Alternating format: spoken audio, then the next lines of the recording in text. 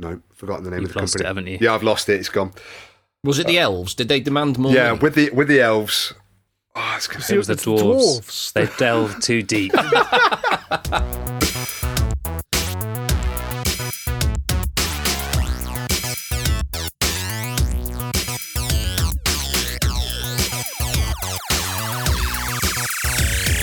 Hello, ladies and gentlemen, and welcome to the Polyhedron Claddercast episode 75. I'm Steve Tudor, and I've got a stinking cold. Sorry, someone's just come to the door and they're making a loud noise. I can't tell whether I need to be involved. I'm John Cage. I'm Andy Lewis. And I am Rory J. Summers, also with a stinking cold. Wow, we've started as we meet and go on, haven't we? Yeah, we apologise now for nasally voices, hacking coughs, and sniffles, but I'm going to try and edit as much of them out as I can. Especially because if I start coughing, it's going to sound like Bob Fleming. Bob Fleming. Nice. Oh, from the Fast Show? Yeah. Yes. Which one was Bob Fleming again? I can't remember. Well, I couldn't stop coughing. Oh, I couldn't stop coughing, yeah. Oh, right. Silly question, really. Bob Fleming here. Yeah, him. Similar to the man who says, oh, I'm sorry, I've just come. Oh. Similar but very different, Lewis. Yeah. There was I'm going to say you've lowered the tone, but we hadn't actually started and set the tone yet. You've just set a low bar for the tone. There you go. It can only go up from here. Oh dear. And in positive news, me and John both went to a gaming convention this week and didn't destroy a car. Yes. You're just not doing it right, chaps. That's not how you go to a games convention. Try harder. Turn up in a flaming wreck. Well, I say that. I did manage to puncture a rear tyre, which I think I must have done on my way back from a gaming convention. Good man. I had minor range anxiety when halfway through the convention the fuse tripped on the car, but fortunately it told me it had stopped charging in time for me to then go downstairs, flip the blue breaker, and then come back upstairs again. I was like, that needs a patch. Well, I think it's a problem with the hardware, actually. That's what all the software engineers always say. Damn right. It's not a always software the hardware. problem. It's a hardware fault. We're patching around. Uh-huh. Right. So we are talking about Gridcon, which was Paul Grogan's first convention. We'll talk about a bit more in detail later because we're going to go through some of the games we played and some of the things we saw. But unfortunately, we were only there for one day. We didn't manage to make it for all 3 days. Sadly. Just to other commitments and stuff. But I would say a resounding success for a first convention. Ah, Absolutely. A couple of decent rooms and good selection of games in the library. Good. Was it actually at Paul's house or did he hire a venue? It's a hotel. I assume it was here. He hired a venue. Okay. Don't think he owns the Best Western in Tiverton, but we could be wrong. We could be wrong. Maybe gaming rules is particularly lucrative. Maybe. Could well be. But it was good con then, guys. Gutted I couldn't make it. Yeah, the snippet that I had of it was great. You guys were just down there for the 1 day. Of a 3-day con, is it? Yeah, so Friday, Saturday, Sunday. Maybe next year.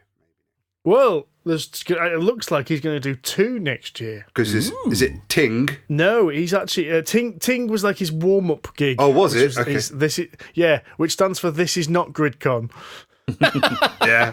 He's already announced dates for next year, which was in June. So I'm assuming by that he's maybe thinking of doing one in June and one in December. Or maybe just moving it to June, because I know this year it collided with Dragon Meet, which is a big RPG convention in the middle of London. And I know a few people kind of said, well, they didn't go to Dragon Meet because they went to Gridcon, and a few people didn't go to Gridcon because they went to Dragon Meet. So I know he has set dates for the 26th to 28th of June next year. Hello. That's a month after Expo, isn't it? Yeah. Yeah. That's I a like bit that. keen. And that'll be a month before Tabletop Gaming Live, which is a month before Essen. So that's like... On a month. Yeah, that's like 4 months of game conventions back to back. One of which we may end up going to. I suspect I won't be going to it. Why ever not? Because I've got some really exciting news. I've been working on a new revision of the Polyhedron Collider. Polyhedron Collider 2.0, you might say. Are you in it? And like all of my DIY projects, it's only taken me about 4.5 years. I'm talking, of course, that my wife and I have finally managed to conceive a tiny human. So we are 3 months down the road and on our way. Couldn't be happier Well for you, mate. something of a small miracle, given that it took an awful lot of IVF to get to this point. Congratulations, Mr. Yeah, Cage. well done, mate. Well Indeed. done. Well done It for is. contributing to the demise of the Earth. It is an exciting time. So is that your Yeah. plan then, John? That your little nipper is going to be Polyhedron Collider 2.0? Can I assume or hope that that's going to include my kids? So I assume you're so, one yeah. and my two taking over the PHC world when we all retire. Leave the legacy to someone, right? Yeah. This is a dreadful thought. Well, they've got to be better than us, right?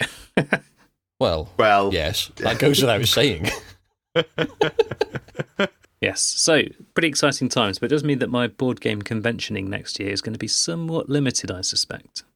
To 0. Well, No, it's not 0 because you're going to get to aircon before the wee nipper pops out, aren't you? Well, that's Safe. true. Safe. Yeah, that's safe. That's it. So that's your big blowout convention. That is now. That means, that means you're going to Expo, because 6 months from now is basically the end of May. Oh dear. yeah, end of May. So you'll be at Expo and Caroline will be able to hold down the fort herself. She'll be fine. I hear childbirth is a doddle. Oh, I think you may have heard wrong, Andy. Andy, it really isn't, mate. It really isn't. Well, you made these life mistakes. I have made better life choices. I think that's a matter of opinion, but maybe we should move on from this one now.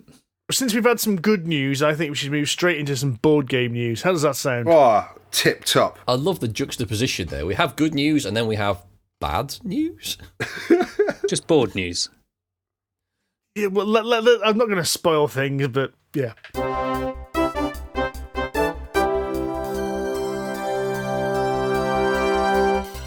In the world of tabletop gaming news, story broke just the other day about the Lord of the Rings The One Ring RPG from Cubicle 7 has unexpectedly been pulled from the shelves and cancelled. So all down to some contractual disputes with the owner of the license. Cubicle 7 said that they are no longer to continue with the line because they cannot, in good conscience, continue to support this game going forward. So despite the fact that second edition was due to be released in November and we are now in December, the whole game has just been pulled, shelved, put on a shelf. It's never going to be released ever. Is this the same RPG that Steve and I have spent 2 expos tactically avoiding because if we bought one of those books we would tumble down that rabbit hole faster than Alice on Smack? That is indeed correct, yes. I am rather glad I've avoided it then. If it's any consolation, they did a Humble Bundle deal about 6 to 9 months ago, and I think I bagged almost everything for the One Ring from that. Ooh. Bastard. But well done. Those Humble Bundle deals, when they come up, are fantastic. If you don't mind getting your RPGs in PDF format, there's some really good deals there. So Sophisticated Games is the company that own the license to Lord of the Rings for all their tabletop stuff. So Sophisticated Games, I think, are still going to be able to sell it, but it's no longer going to be supported by Cubicle 7. It's a bit of a shame, really, though, because it sounds like Cubicle 7 had spent a lot of time developing this One Ring second edition, and it sounds like they'd almost finished and we're in kind of the latter stages of it, and then it's like, oh, we're not going to bring it out now. Yeah, they absolutely were. It's all written, it's all edited. I wouldn't be surprised to learn that it's actually already printed and that somewhere there's a warehouse full of all these books and collector's editions that people have pre-ordered and have now been cancelled. And these products are probably going to end up like the Indiana Jones RPG and just get burnt or sold on the black market for horrendous amounts of money. Oh, God. Makes me really sad when a huge creative work like that just goes essentially in the bin. Yeah, it's been years in the making because first edition's been out for 8 years and they've learnt a lot over that time, player feedback, so they refine it. Really looking forward to it.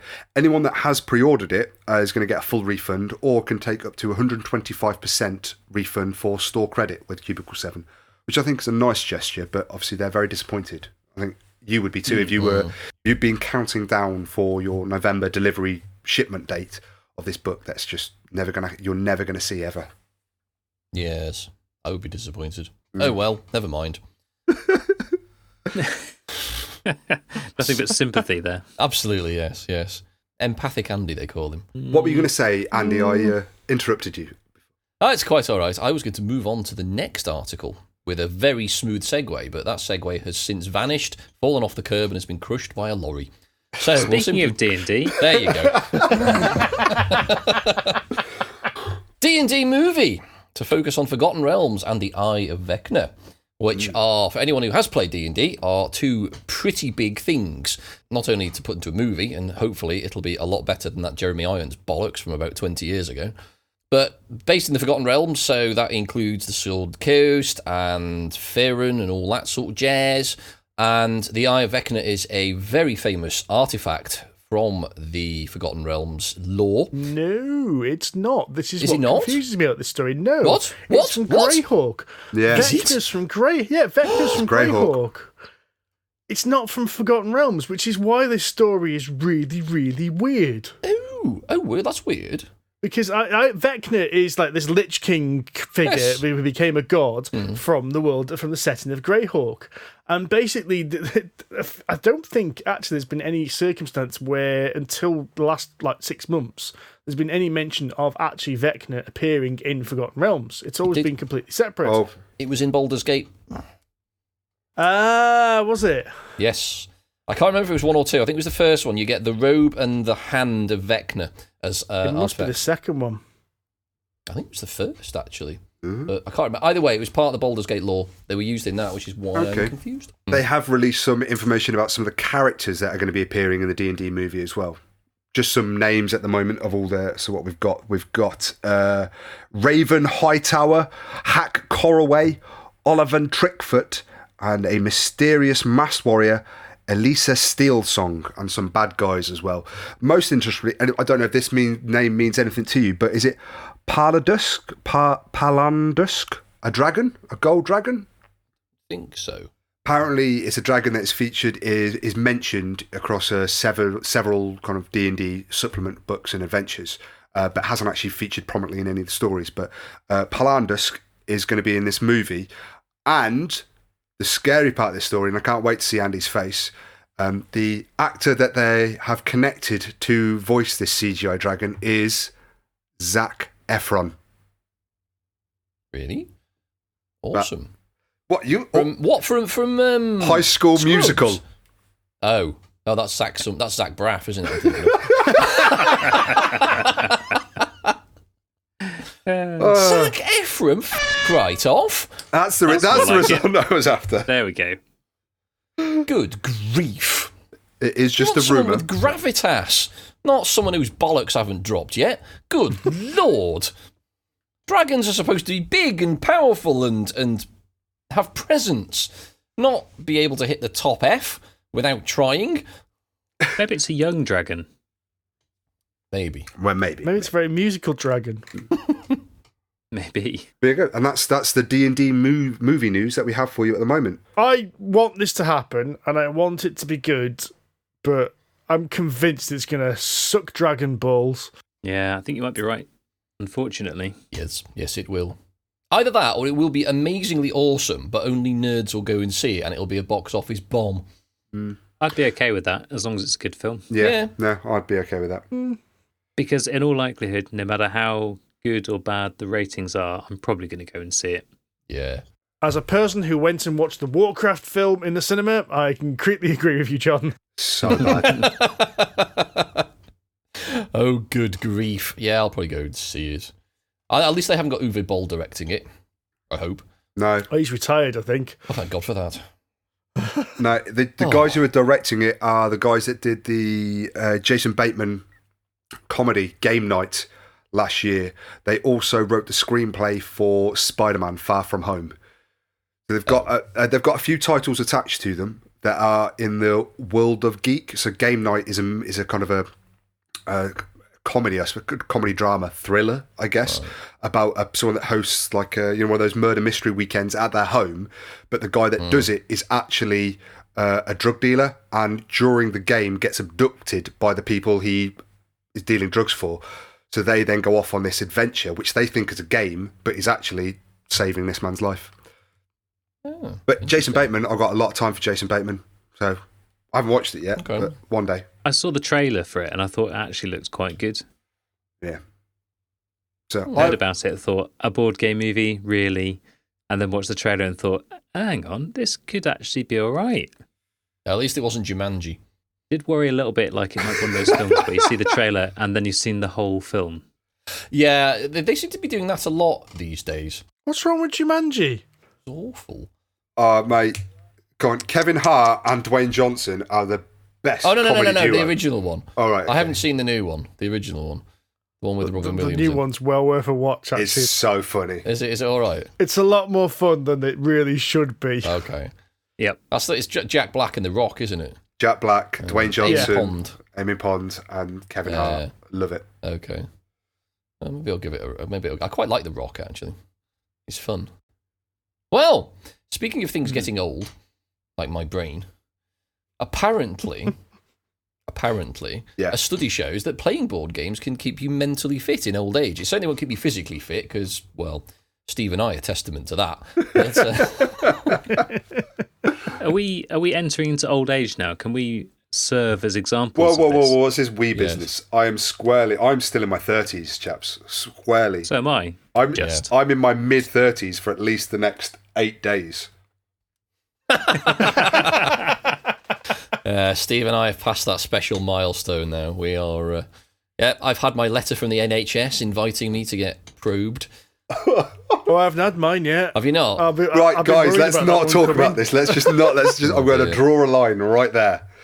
Are we going back to the glittery butt plug again? No. I hope not. I don't think it's going to be glittery. Is it making a resurgence, so to speak? Right, I'm just going to take my headphones off. When you guys have finished talking about this, just wave at the camera, okay? I just hope I don't get the doctor with the really big knuckles. The question is, what are we going to wave at the camera? Oh, dear. I'm suddenly reminded of that scene from Game of Thrones. I think we should move swiftly on. But yes, this is the study that has shown that playing games keeps your brain moving, which is quite good. So, and I suppose reminds me of the old adage, we don't stop playing because we get old. We get old because we stop playing. Oh, very good, Andy. Very wise, Mr. I Lewis. thought so. Yes.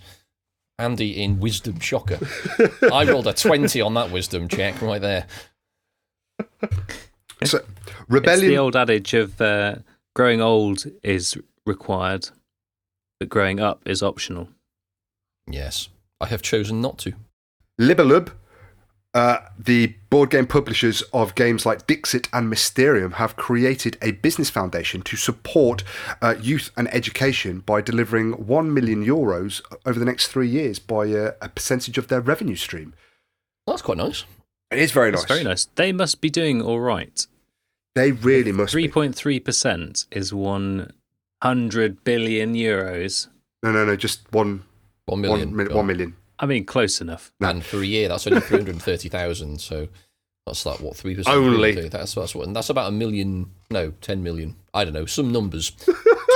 some big amount of money they're making. It's pretty good. Move on. Look, if you're going to take the piss out of me for getting the numbers wrong, you could at least get them right. I don't need to. Do you know that previous news article we mentioned about playing games helping you keep mentally active? And, I don't remember it. What are we talking about? I think we all need to go play some board games by the sound of it. Okay, see you later. Always true. Do they teach the kids by just putting these coloured cards in front of them and letting the kids try to make their own mind up of what they're being taught? Can you imagine teaching quantum physics with the cards you get in Dixit or in Mysterium? Jesus. Why would you try and teach quantum physics to kids? You don't think there's a few steps on the way to that? Kids, youngsters. Well, I did it at A-level. Exactly. Well. What, Dixit or quantum physics? One is considerably harder than the other. Yeah, Dixit's bloody impossible. Mm-hmm. Depends who's playing. Quantum physics is easy. Finally, the Tagies, the Toy and Game Innovation Awards. I don't know what the E stands for in Tagies, but it's there. It's not Taggy, is it? It's Tagie. And they look like Scottish Tagies. Huge, great crystal balls. No, is it just me seeing that? Yeah, I think so. No, I'm with you there, I think, John. I think, especially look at the picture of them, they do look like... it's just arrays of small brightly glass polished testicles. So the Tagies part of the Tagies. The Tagies at a Chicago Game Fair Award. Annual for game innovation. Last year, one of the big winners was a game from, I don't know who it's from actually, but it was a game about not stepping in dog poo called Don't Step in It. This year, a range of nominations also included Planet from Blue Orange and Pandemic Rapid Response, as well as Die Hard, the Nakatomi Tower Heist. So it's really interesting to see that these games from like the hobby community are starting to filter their way through into kind of the more mainstream awards like this. However, I don't know who actually won this award, because the company that runs Tagies, the Chicago Game Fair, or anyone associated with it, didn't put the f***ing information on the website. Could you say their website is bollocks by any chance? Oh, my, their website is so shite. It's I know. Tagies. Their website is Tagies, right? I could list all the nominations, but I was looking at this 5 days after the awards were held, but nowhere does it tell me who actually won any of the f***ing awards. I went on Facebook, I went on Instagram, I went on Twitter, I went and followed the people that have actually nominated. No one mentioned who won. I think the whole thing was a farce and they just pulled it. Motherfuckers. Not even a story. Can't even finish the story because I don't know who won. Well, clearly it doesn't matter. Let's move on. The game about stepping in a jobby won the Tagie, then we don't care. Exactly. Yes. Yep. Their track record is not exactly great. They are genuinely a bunch of Tagies. I'm going to invent the SSA Awards. Dare I ask? The Shit Scottish Accent Awards, and you two are frontrunners. Ach, ní crevens. Get out, my Scottish accent is half decent. Good lord. All my dwarves are Scottish when I roleplay. Well, they have to be. It's just like all barmen are from the West Country. Yes, anyway, true. You're not Scottish. Who are you to judge? But I did live in Scotland for 9 years, John. I've heard an actual Scottish accent, and I've heard your Scottish accent. I've got Scottish cousins. I've been up to Scotland for 2 weeks every year since I was born, which is quite a few now. So why is your Scottish accent still shit? Well, hearing it's one thing, doing it's another. So I think we all need to guest host or guest star on We're Not Wizards, and we can let Richard be the decider of who has the best and worst Scottish accent. He can handle all four of us at once. I think you'll find, Rory, that 3 of us already have. I think you'll find that 4 of us already have, John. There you go. It's already happened. Yeah, but all 4 of us at the same time, and we could all try and impress upon Richard who has the best Scottish accent. I think that would be too terrifying for him. He seemed quite nervous when he was playing games with just 3 of us over at... was it 3 or was it just 2? Over at... 2 because someone had crushed their car. Oh, that's right. Wanker. That's right, it's a board gaming convention, so Andy wasn't there in the end. That's right, yes. I'm not allowed to go anymore. Oh, dear. You know, I have to declare that on my insurance now, where if I ever go to a board gaming convention and they double my premium for the weekend. Well, we are a cruel bunch, aren't we? Bringing up things that people have made mistakes on before. Are you recording, by the way, Rory? huge age. Should we actually talk about some board games then, chaps? That is a good idea. Please. This is, you know what this is turned into, isn't it? It's turned into Who Dares Rolls. It's just somebody's going to start shouting Willy in gleeful abandon soon. Or shout something far more severe. Did you? I don't suppose you chaps have listened to Mike appearing on We're Not Wizards the other week, did you? Yeah, I did. Yeah. I winced. No. I've never winced so much listening to a podcast. That was a horrible, horrible story. But you're looking at me blankly. Mike goes into typical Mike Barnes detail about his vasectomy. Oh, God. Okay. I don't need to listen to it now. That's Yeah. it. That's Change the my cliff notes. That's the salient points. Let's move on and talk about some games. I do not wish to talk about Mike's lack of testicles. Maybe he needs a couple of Tagies. I don't think they take them out. They No, just they don't. snip the link, right? Oh, come on, let's we're move getting it on. drawn into it. This weekend, of course, we already mentioned, me and John went to Gridcon, which was Paul Grogan's gaming convention, 3 days at the Best Western in Tiverton. As I said, we only managed to get 1/3 of it, but we managed to cram in as much as we could during that one day. Didn't play with John straight away because I'd already managed to bag a game with Mr. Luke Hector of the Broken Meeple of Cooper Island, which is one of the new hotness games from Essen. Excellent. One of the ones people are talking about. That was on your list, wasn't it, Steve?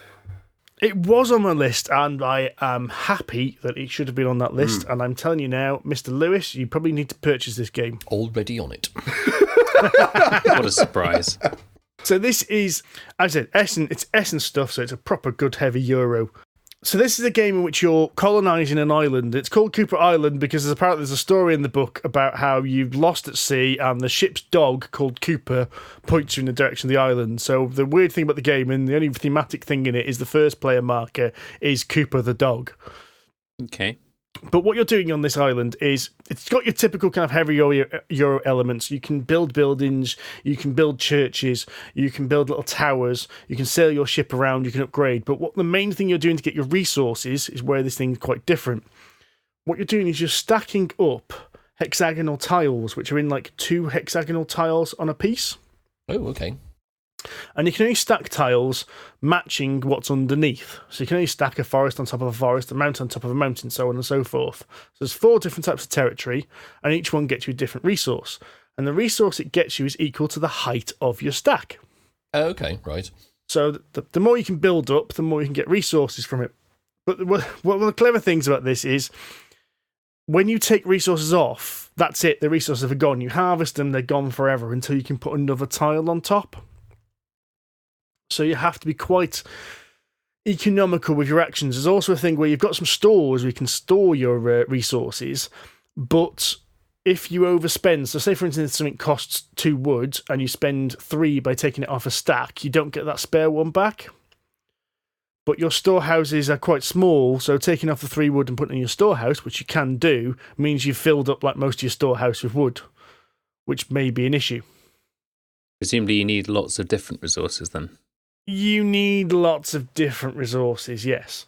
And strategy-wise, I don't know. It's only one game I played, but it's also one of those games where, okay, I completely balls at my first go, completely didn't get the strategy, but there's that definite point where halfway through it's like, oh, I've only got 2 actions. I could try and get another worker, but getting another worker is going to take me 3 actions, which I've only got 2 workers to do, which means then I've got to do this. Oh, I could get that, which gets me some bonuses at the beginning of the round, or I could do that, which gets me more resources, or I could do that, which gets me a tower, which will get me some victory points.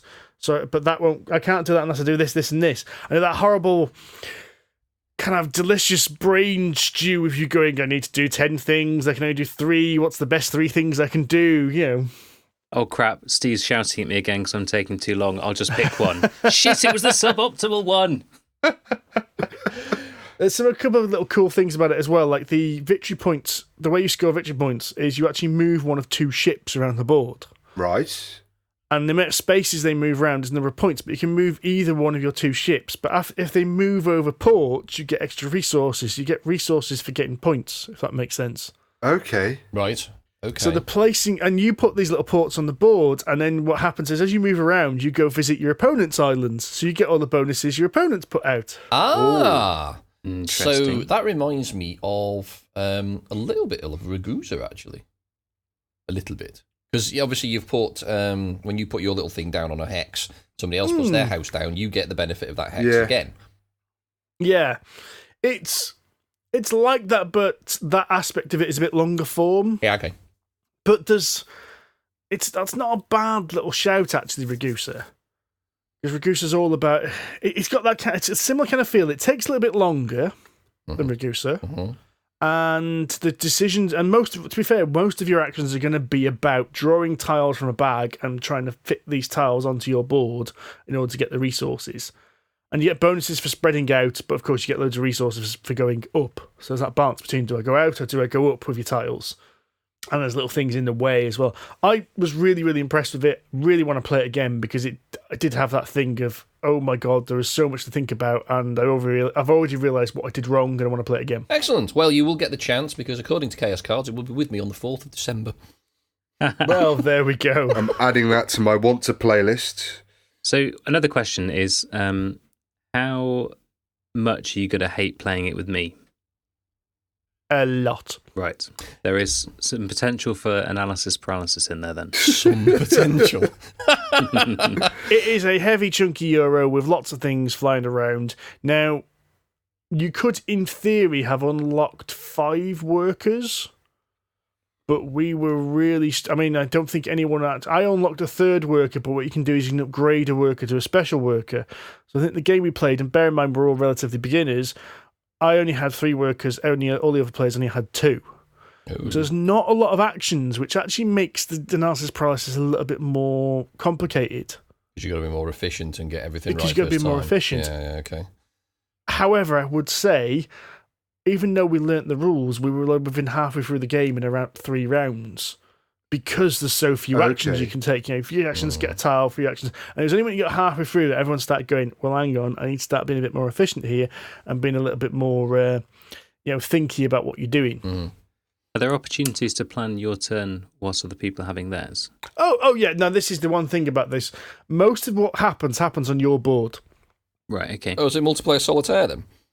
Well, yes and no, because it's a worker placement game, so you've got 1 or 2, 2 or 3 workers you'll have, and there are spots in the middle of the board you can go to. And you can go to a space where someone's already taken, but you have to pay them a resource to do so. So you're paying them something. Now, that's the bit where you're interacting, but, and this is the thing that's really weird, the worker placement spots don't change with the number of players. Oh. What? Interesting. How does that scale then? It doesn't. No, that's a bad thing, Steve. Yeah, which is it's weird because I've only played it once. We played it 3-player, but it does make it feel like at 4 players, which can go up to 4, it's going to be a more difficult game than a 2-player game because you're suddenly going to have more competition for spaces, so everyone's going to need to spend more resources. And nothing else actually changes. So that's the only really flaw I could come up with in that it doesn't scale. There's no scaling. But as I said, the majority of things that are happening on your board. You're not fighting for resources of anyone. Okay. You're not even the contracts. The contracts have all got one of your tokens on, so everyone can get one of the contracts. Interesting. So surely with worker placements, typically there's some competition for the resources. There's competition for spaces, but not for the resources. Right, okay. It's the spaces that limits it, I see. Yeah. So it's actually, but I said, but you can always pay a resource to use a space that's already been taken. So it's a bit like, it sounds more like Agra, actually, than anything else. Because when you play that, because that's a very heavy, complicated worker placement game as well, but you aren't necessarily limited by your workers, you're limited by what's in the spaces and who's there. Because whenever you do an action on basically a processed goods, basically, if you open a shop and you do something processed and somebody else has got something that can go in there as well, they can take advantage of it.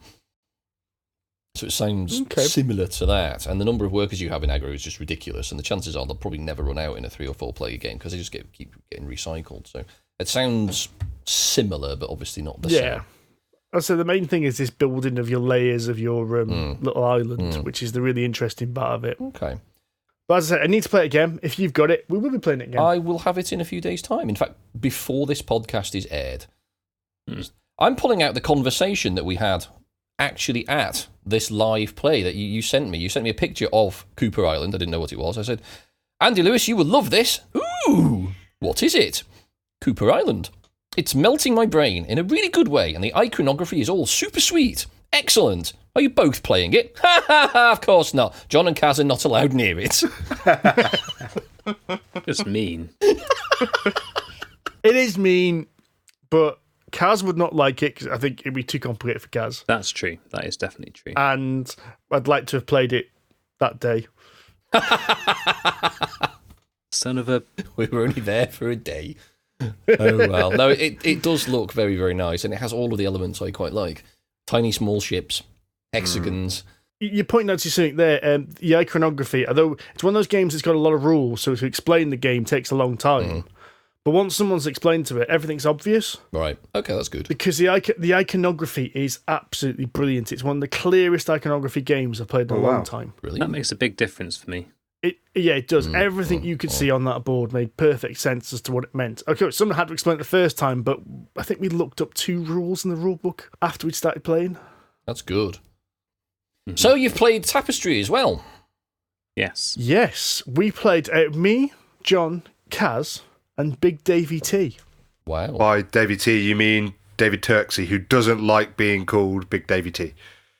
Well, he didn't say that. We just asked him, And he said Do you mind being called Big David T? And he said, please don't. Yes. I think that's fairly clear that he doesn't like being called Big Davey T. And on that basis, we shall continue to call him Big Davey T. He's got a sense of humour. It's a weird sense of humour, but he's definitely got one. Yep. So yeah, Tapestry, this is my first time playing it. John's already played it before. Mm-hmm. Not a lot much to go through rules-wise, is there? The rule book is basically 4 pages. Yep. And one of those pages is set up. So there's not much to it. And it is basically choose a track, go up that track, get some stuff. Pretty much, yep. Yeah. Try and unlock some buildings to put on a little grid thing, and don't screw it up by putting half the building that you just paid a lot of resources for, half off the thing that you're trying to put it on. Because some people can't do spatial geometry. I'm looking at no one in particular here, Andy. I can do spatial geometry. I'm usually very, very good at it. But unfortunately, you can't predict what building you're going to get in the future, John. Well, I did a pretty decent job of that. In both games that I played, I absolutely sucked at the second game. Like, Kaz lapped me. Oh, dear. Kaz lapped us. David Turczi lapped us twice. Yeah. Wow. Oof. He went proper Rain Man on us. He basically just looked at the game, played 2 rounds, and went, I know how to win now. And did. Yeah. It was actually quite terrifying. I was feeling quite smug when I was in the lead to begin with. I was like, and here I go again. My strategy from the first game is going to do me well. Wait, why has he just doubled my score in one turn?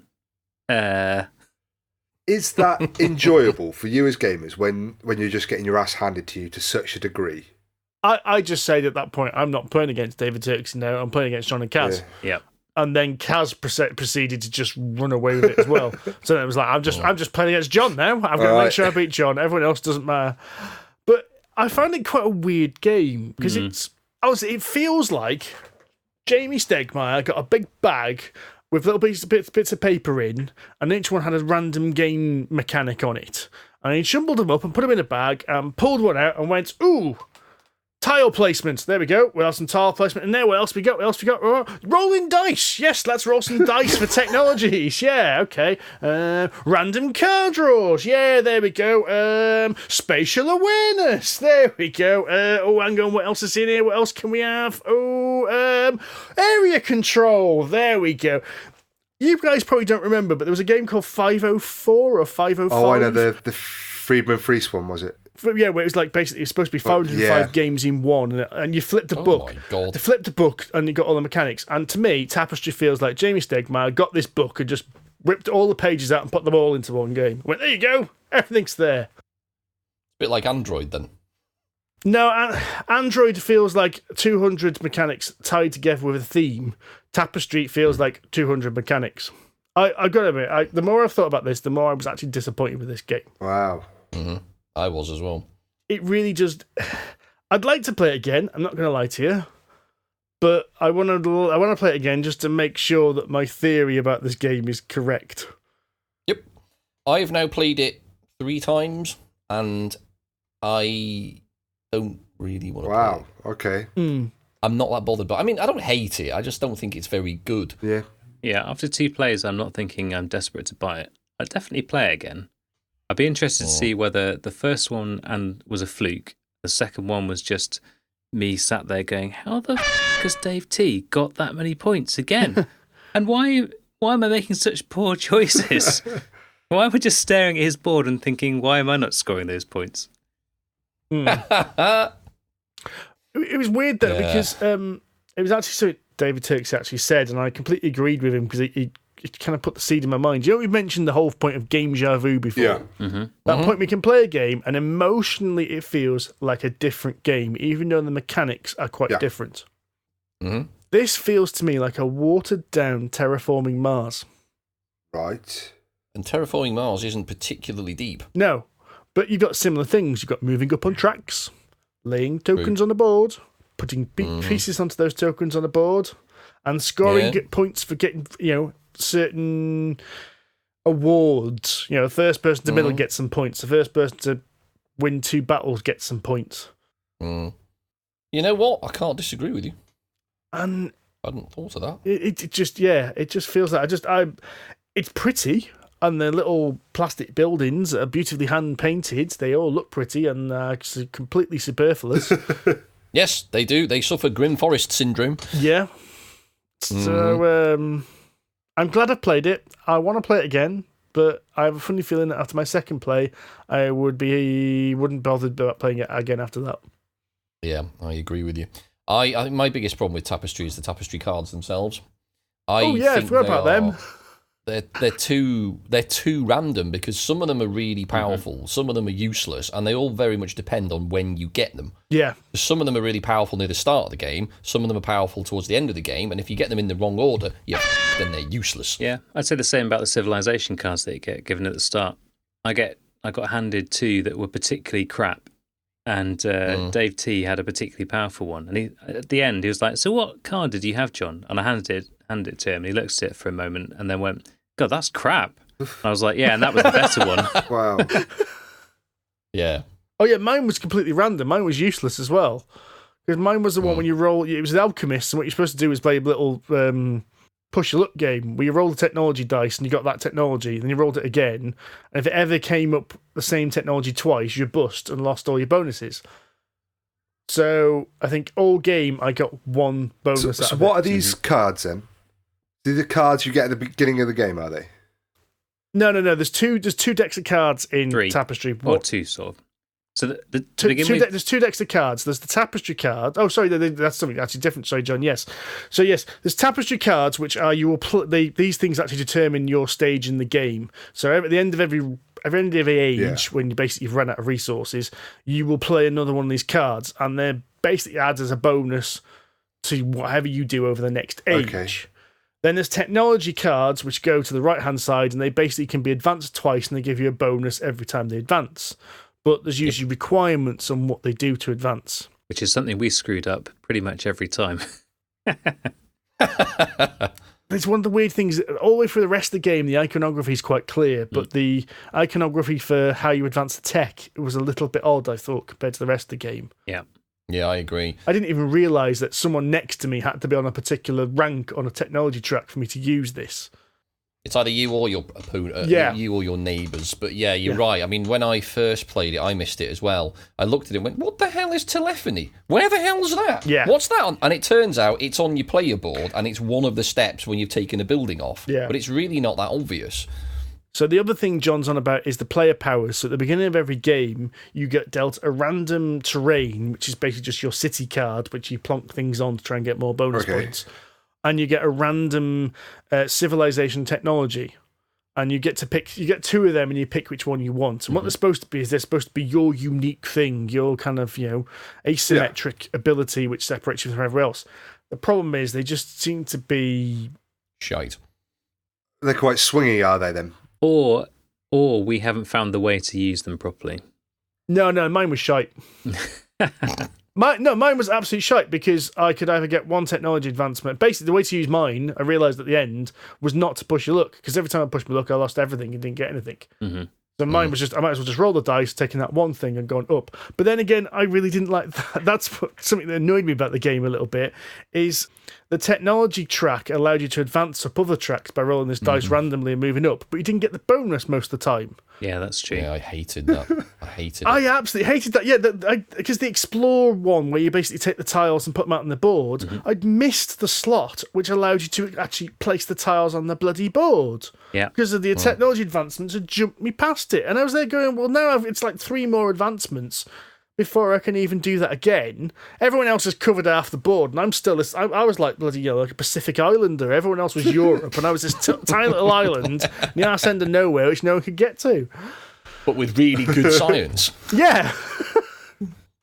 Yeah, that's the thing. I mean, later on in the science track, you do get the ability to have the bonus as well on the other track, but it takes a long time to get there. So you're basically advancing up 2 tracks and not really getting anything for either of them. Yeah, because I went up the technology and the science track, and I was the furthest up both of these tracks.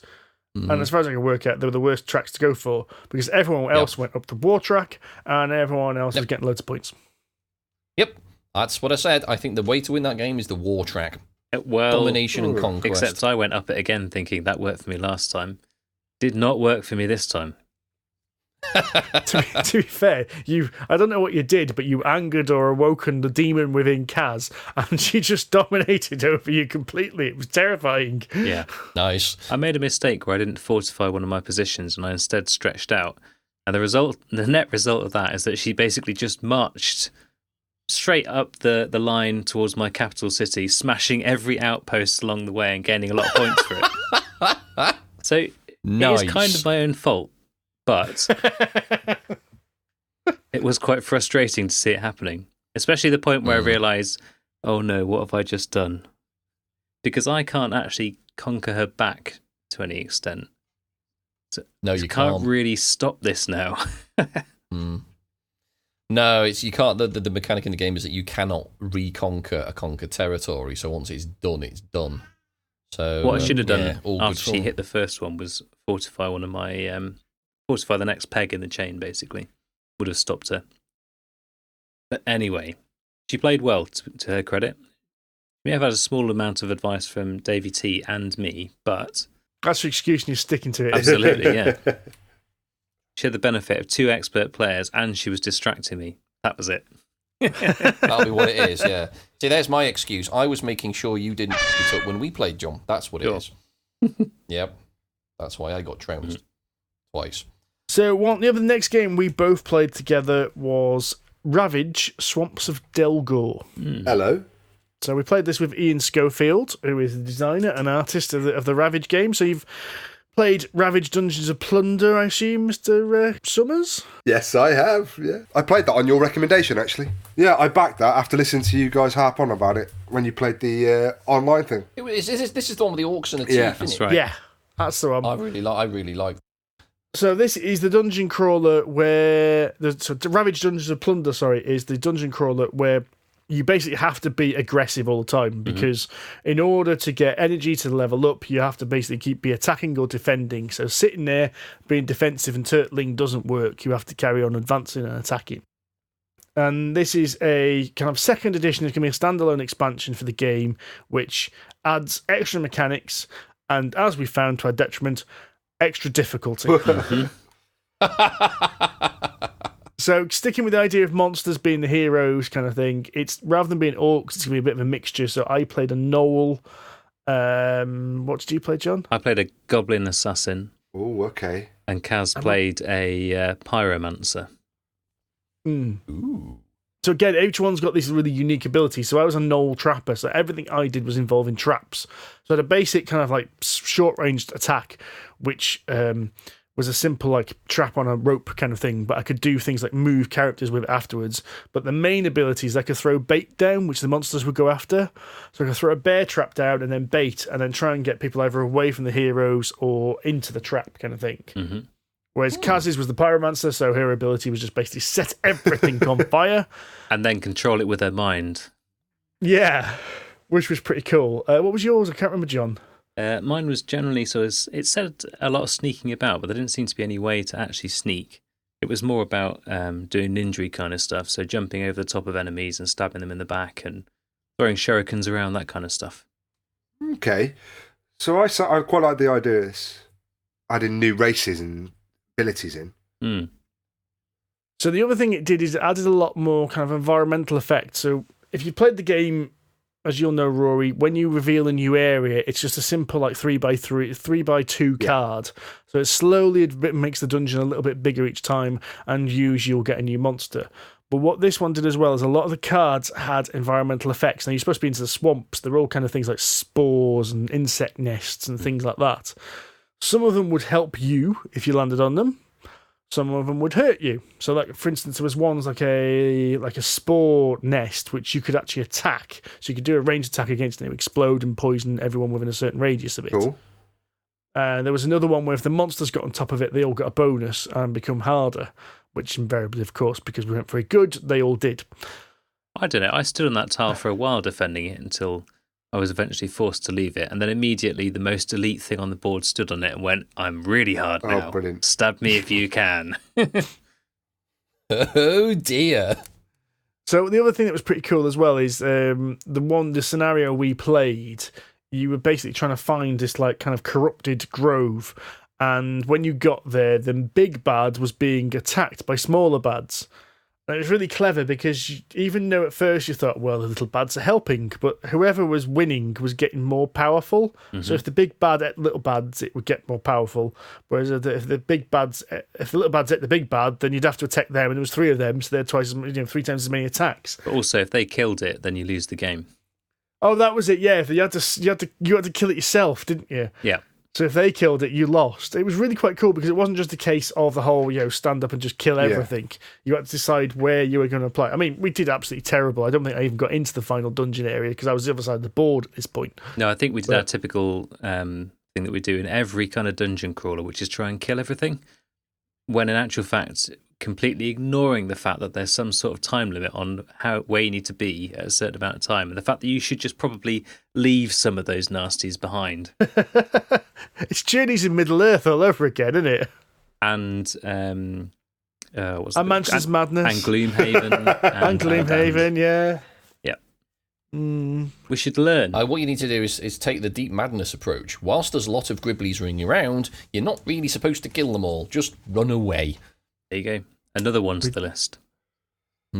So were you playing a prototype, or what stage was that game at when you played it? It was a prototype, and I don't really know what stage it's at. It's not got a year on Board Game Geek. It looked like development-wise, this mission and the characters were done. Mostly. I mean, of course, there was a few bits and pieces missing from my character, and some of the artwork was missing in a few places, But that's minor. I've seen games actually go on Kickstarter with less artwork than that. Oh, yeah, and the ones that were there were gorgeous, as ever. Well, yeah, as I said, it's Ian. He's the artist himself. Everything was absolutely beautiful. This beautiful kind of horrible colouredness, because he primarily draws monsters, and he does this whole thing of everything looks absolutely beautifully coloured. There's something very vibrant and bright about these pictures. Awesome. So yeah, I don't know when it's coming, but we will let you know because Ian's promised to let us know what exactly is happening with this game. I have to say, the artwork is beautiful. The one thing I would say, it would be really nice if it was just a little bit bigger. Like, it always seems a shame to cram some of that beauty in such a small space. And if you made it just a bit bigger, I think it'd be nice. We missed out on the miniatures, don't you? What? We missed out on the Yes, on the Saturday he'd got 3D printed miniatures of all the heroes. Nice. Yeah, and we were there on the Friday. We hadn't seen them. It's all standees, isn't it? With Ravage. Yeah. Mm-hmm. So Ravage, the whole point about Ravage is it's quite a low-cost game because it's all standees. And because it's this fantastic artwork all the way throughout, it doesn't detract from it at all. Yeah, you stop noticing it very quickly. Oh, very nice. Okay, I'll have to hit him up to find out what's happening with that. One to look out for, definitely.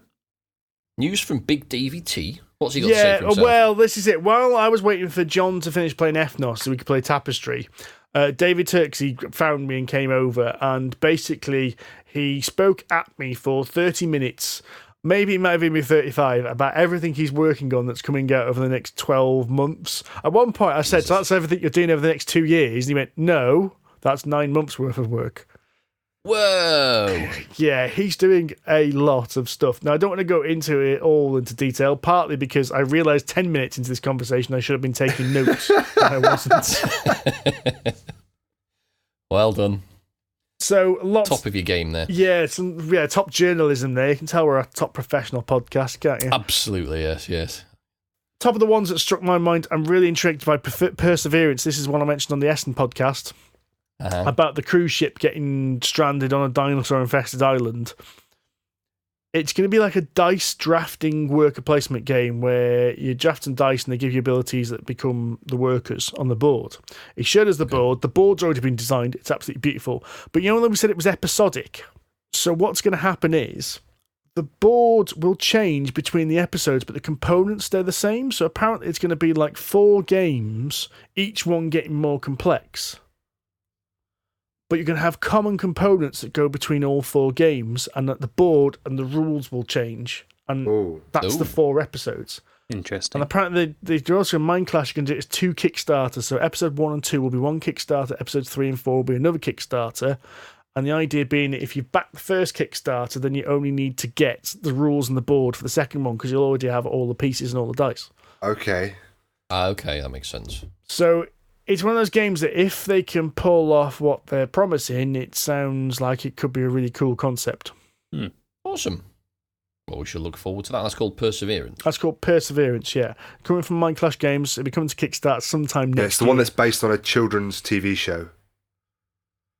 Because a super yacht gets stranded on a dinosaur island and they have to rebuild civilization and a fairground with dinosaurs. And a fairground. That's right, isn't it, Steve? Yeah, that's the plot. Yeah, it looks like it should be an. Where have we seen that before? Sounds like it should be an 80s Really cartoon. does. It really does. Utterly bonkers. And as I said, Okay. what I've seen so far, this looks beautiful. He had Defense. I want to say Procyon, but I think it's Defense of Procyon. That's 3. the 4-player space aerial jiggy. Yeah. Didn't get a chance to look at that in much detail, but that looked pretty cool from what he was saying. I can't remember much of the details about what else he said. As I said, he overloaded me with information. For your interest, Mr. Lewis, he's designing a game with Taskini. Ooh. Hello. Thought that would pique your interest. Hello. He's also doing a game that's probably going to come out in 2021 with Andrew Kaplinsky, who is designer of Lords of Hellas and Nemesis. Adam Kaplinsky, sorry. Designer of Lords of Hellas. And In Between and all kinds of things like that. Lots of good stuff. Yeah. Other than that, it was interesting that he was describing his design philosophy as well. I was quite surprised that he gets games to a point and then he gives them to the publishers. That's one of the reasons why he does so many games. Okay. And the other thing was that was it. His design philosophy is he tries to fix what he doesn't like in games. So he was telling me about one game that he really hates cooperative games because he hates like the kind of we mentioned it on the last episode actually about the whole guy about someone like taking charge, quarterbacking as Americans call it. Yeah. So he reckons he has designed a co-op game which is pure co-op without a traitor mechanic, which is impossible to quarterback. Bring it on. Wow. He reckons it's something to do with it. He's optimised the exact amount of information that each player has and the exact number of options they have. So it's a simple game to play that can't be quarterbacked. Oh. And I'm like, all right then. Challenge accepted. I swear he is some sort of board game savant. Yes. Having seen the way he plays Tapestry, yeah, it's something else. It really is. So he fixes broken games, basically. He basically says he designs games to try and fix the things he hates in games. So we should give him Talisman. He'd have a field day. It wouldn't look much like Talisman anymore. No.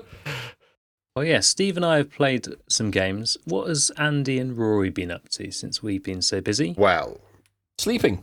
Other than catching a horrible lurgy, I took possession of my brand new game from Libellud Creations on the Underground. And so did I. How convenient that we both backed the same Kickstarter. It looked very pretty. I really liked what I saw when we were at Expo earlier this year, and I'm glad I backed it because I rather enjoy this game. My feelings are mixed. I can understand. Have you guys played this together yet, or independently? No, we haven't played it together, so we played it independently. I've played a 2-player and a 4-player. I've only played 3-player games of it so far. I'm looking forward to... I know it's a game that Kira really wants to play, so at some point when the kids sleep... John, you've got this to look forward to. So when both children are asleep, Kira and I will play a board game if we're not too exhausted. Or have other things to do, like make sandwiches for the following day. Great. Anyway.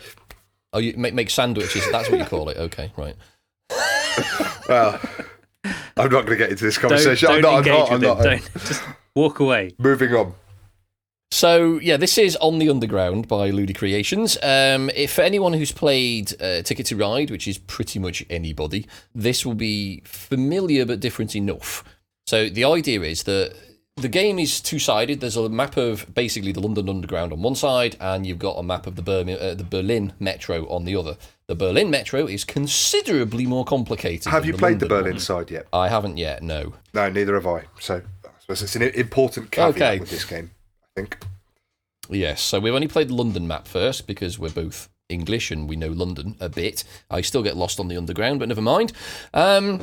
Well, actually, I don't get lost on the underground. I just don't know which way is up or north. You know, because they all go in different directions and you're underground. But anyway, moving on. The whole point of this game is you have a number of wooden tokens, sticks, of a number of different colours. The number of colours that you own will vary on the player count. So the idea being that approximately the same number of these lines that you build out of these little sticks remains roughly constant, irrespective of how many players there are. So in a 2-player game, you'll have 4 lines each. In a 4-player game, you'll have 2 lines each. And the 5 and 3 players are kind of between those two. And on your turn, it's really, really straightforward mechanics. You can either put down one of these, you get 4 actions, and for an action you can either put down one of these sticks, or you can take a branch line token, which allows you to, once you've got to a certain length of track and you decide, I don't want to go either end of this line anymore, I want to go off partway along it, you need to play 2 of these tokens, and then you branch off, exactly. And that's basically it, and there are various icons on the board, like overground stations and terminuses, that if you connect one of your lines to one of these stations, you'll get a point or 2 points. Or if you connect a bunch of London attractions, you get some more points. And the whole idea is obviously you've got to build these up and maximise the number of points you score. And that's it. The fun kind of starts is where you start stealing spots from other players. So there's only a certain number of lines between stations that you can draw. So some lines, like between Euston and King's Cross, for example, you can have a shitload 5 of lines between those. So much like in Ticket to Ride, you can have multiple lines, depending on when Ticket to Ride, the more players you can have 2 lines going between 2 stations. On the Underground, there are multiple lines between some stations, but a lot of stations, it's just a one-track process. So yeah, it's trying to steal all of these or fill them up with only your colour, which is it's an important tactic, I find.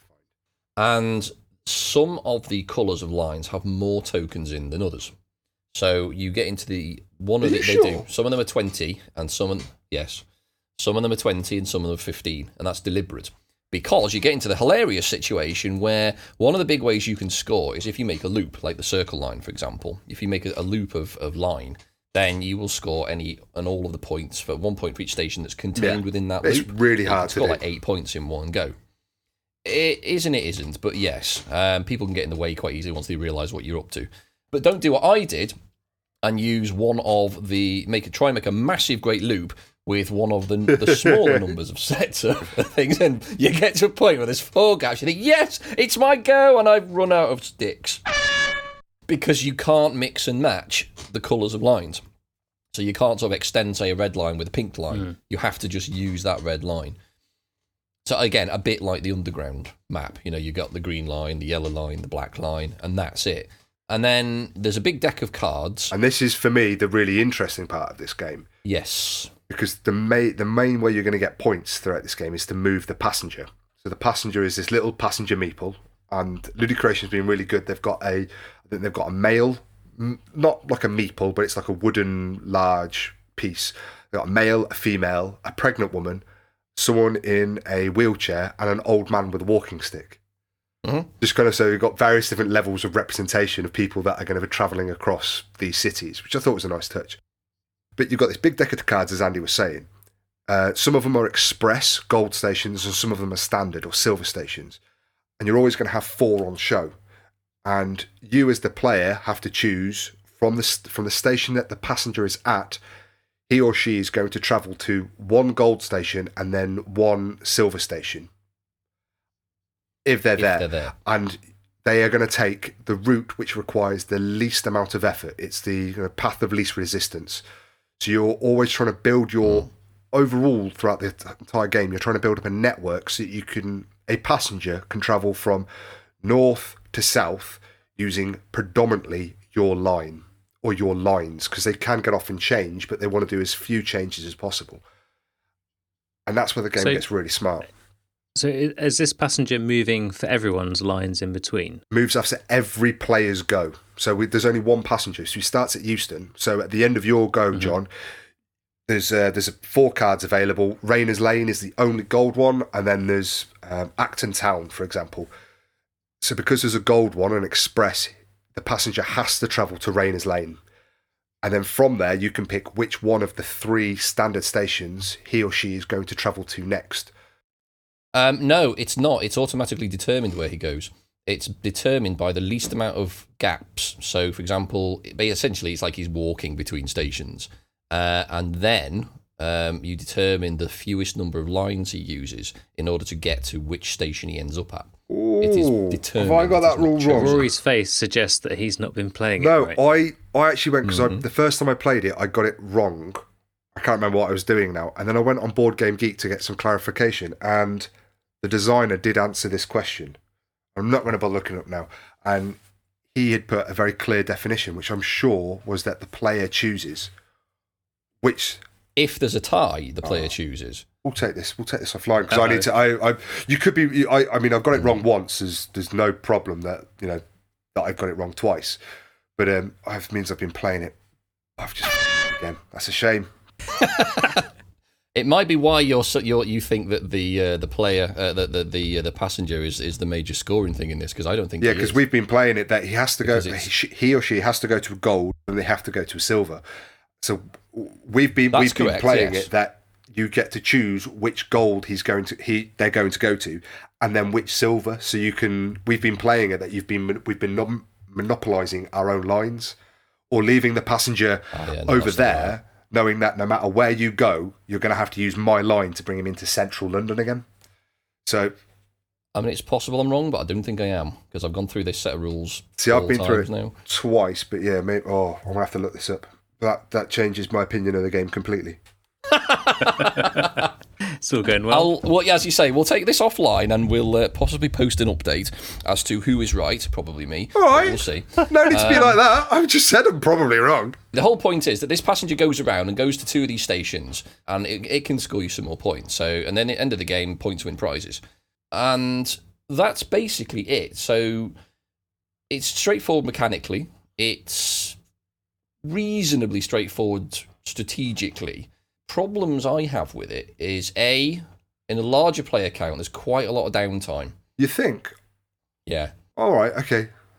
Because you can't plan too far ahead, because people change the game state. So especially for a 4-player game, for example, because the game state changes between your turns, for example, 3 people have gone. What you wanted to do may not be possible. So you're constantly sort of replanning. I mean, by the time it gets to you, you should still have a reasonable idea of what you're doing. But I still think the downtime's quite horrible, unless you've played a few games and you know what you're doing. And I think in a 2-player game, there isn't enough interaction. So I've found that this game is actually really snappy. That although I don't think there's a lot of downtime. Although you're right that the game state changes very rapidly between your turn and your turn again. That because the choices of what you're doing are so simple, you're only going to be putting down 4 pieces of wooden tokens. More often not, because I find it quite a rare action that you're going to take one of these branch tokens. It's a minority situation that's going to happen in. Putting these 4 tokens down is just like, I'm going to go 1, 1, 2, 3. That's it. They're down. Move the passenger. I'm off. Next player. Yeah, but your turn might be quite quick. You got 3 or 4 other people to do their turn as well. So the downtime's kind of, it's not punishing, but it's not nice. I suppose it depends on who you're playing with. I've played it with people that are quite quick at making it, because it's a relatively simple decision to make. I agree. It can be. Later in the game, I don't think that's true, but it depends. From what you guys have described so far, it sounds like Ticket to Ride with a passenger mechanic on top. It's nothing like just Ticket shares to Ride, the same though, that's theme the thing. In a roundabout way. Okay. Yeah. You don't have cards that determine which routes you make. You get to choose which. You have a lot more agency. And you can basically Gotcha. Yeah. So you don't score points depending on which line you build. You score points to connect things together, and of course to take advantage of this passenger. Mm-hmm. Okay. Before we shift on, what were your summarizing thoughts? Like, do you love this game? Did you hate it? Should we buy it? I've got to admit, it almost sounds like you two have described 2 different games. Well, it could be because we've been playing 2 different rules, but yeah, but it sounds like you should only be playing 1 rule different. But it sounds like Rory's playing a game which takes half an hour, and Andy's taking a game that takes 2 hours. Oh no! I mean, the game itself. I mean, the first time I played it with my board game group in Bewdley, I taught it, and we played it in just over an hour and a half, and then we played it again, and it took us about 45 minutes, and that was a 4-player game. Okay, so it's not outrageously long at all once you get to know the rules. The rules are really simple. So You can definitely get through. Yeah, you can definitely get through a game in less than an hour. Yeah. So when I say the downtime is punishing, it's not like Talisman punishing. It's just longer than I think it probably needs to be. But obviously, as Rory says, that'll depend on the players. But I think the London map, from having read the rules, however badly, the London map is kind of the introductory game to this. That when you flip it over and you play Berlin, the game gets a bit more complicated. The strategies and your interactions with each other and the board goes up a couple of notches from the looks of it. Yeah, it looks like it will, and I think that's where the game will probably shine. Although your brain might melt a little more because there's loads and loads and loads of routes. Whereas in London, you've got a loop and a bunch of branches coming off it. Whereas in Berlin, there's just this spaghetti mess of possibility. So I think that'll be much more interesting. So we can report back once we've both played it. But overall, I don't think it works with 2. I think you've probably played the sweet spot at 3. Yeah. Most games are good at 3 or 4. Yeah, it's not bad with 4. I think 5 is probably too many. But we'll see. But you liked it? You'd recommend it? Yes, I think it's a Gateway Plus game. Agreed. Really. But I think the Berlin side of the board has untapped potential to be a much heavier game using still the very simple rules. Yeah, I agree with that. Absolutely. That's quite cool because then you could introduce people on the easier side. Yeah. Once they got to grips with that, just flip it, and they've already got a reasonable amount of familiarity with it and something deeper that they can then you just add on draw them into heavier stuff. A few new rules, a few new kind of abilities, and that's it. Away you go. So a really, really nice idea to have the double-sided board, 2 games.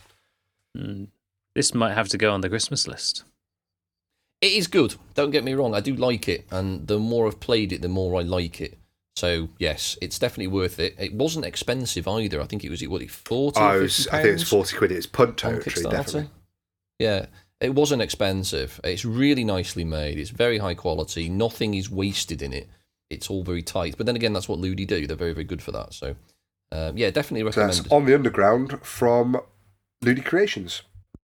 So thank you very much for listening, everyone. We have been Polyhedron Collider. If you'd like to give us a review on iTunes or your podcast platform of choice, we'd much appreciate it. If you'd like to have a chat to us, we are on Twitter. We are at PolyhedronC, but I am also at Wahofomadenga. I am at Sonic H with a 0. I'm at John_Cage. And I'm at Rory J. Summers. We also have a Facebook page, and we are on Board Game Geek Guild number 2726. If you fancy yourself a bit of D&D, you can join us every Thursday on twitch.tv/Polyhedron Collider, or rewatch the episodes a little bit later, and by a little bit I mean quite a lot later, on youtube.com/user/Polyhedron Collider. One day I will actually catch up with the backlog, and then you can stop your smirking. You've got over Christmas to do that, haven't you? Have you actually uploaded any more episodes since our last episode? Yes. Oh, really? No, he hasn't. If you'd like to get more board game news, Kickstarter highlights, or to read some of the reviews that have been written by us, you can do that all over at polyhedroncollider.com. We will be back in a few weeks, not necessarily in a fortnight. Depends on when I get this one out. And the next episode is going to be our best of 2019, which is going to be an interesting discussion because we've already been discussing this kind of ad hoc over the last couple of weeks. It won't take long. No, it's going to be quite a short list at this rate, I think. But anyway, that should be our awards. You'll hear the coveted Andy's Insert of Choice Awards. You'll hear the now Polyhedron Collider 4 for 4 if something is deemed of that lofty heights of gaming perfection. But until then, bye. Happy gaming. Catch you later. Bye-bye.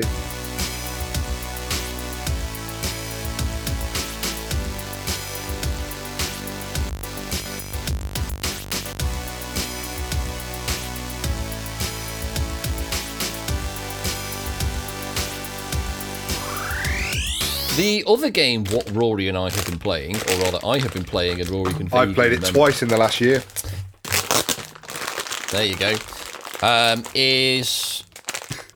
Steve, are you eating sweets? Yeah, he is, yeah. He's just opened a whole big bag of sweets. It's very distracting. Oh. You big fat Not bastard. turn the microphone off either, just rustling that packet in front of us. This is like you go there to the cinema to watch an amazing film and has sat behind you with a bloody crisp packet. Who even sells crisps at the bloody cinema? Exactly. They should only serve silent food like ice cream. It's Christmas, so I've got some Lieberkuchen. Obviously. I'm sorry, is this movie interrupting your enjoyment of your crisps? Off.